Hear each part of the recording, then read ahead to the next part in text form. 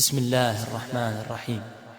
والنازعات غرقا والناشطات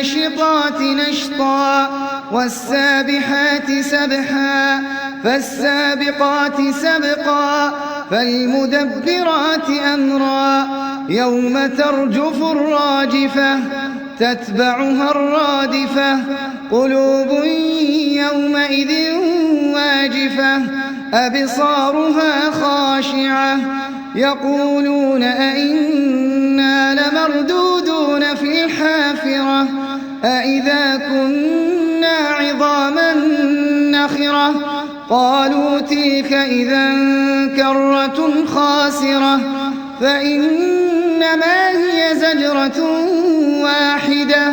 فإذا هم بالساهرة هل أتاك حديث موسى إذ ناداه ربه بالوادي المقدس طوى اذهب إلى فرعون إنه طغى فقل هل لك إلى أن تزكى وأهديك إلى ربك فتخشى فأراه الآية الكبرى فكذب وعصى ثم أدبر يسعى فحشر فنادى فقال أنا ربكم الأعلى فأخذه الله نكال الآخرة والأولى إن في ذلك لعبرة لمن يخشى أأنتم أشد خلقا أم السماء بناها رفع سمكها فسواها وأغطش ليلها وأخرج ضحاها والأرض بعد ذلك دحاها أخرج منها ماءها ومرعاها والجبال أرساها متاعا لكم ولأنعامكم فإذا جاءت الطامة الكبرى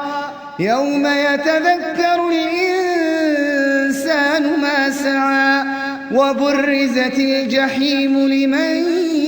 يرى فأما من طغى وآثر الحياة الدنيا فإن الجحيم هي المأوى وأما من خاف مقام ربه ونهى النفس عن الهوى فإن الجنة هي المأوى يسألونك عن الساعة أيان مرساها فيم أنت من ذكراها إلى ربك منتهاها إنما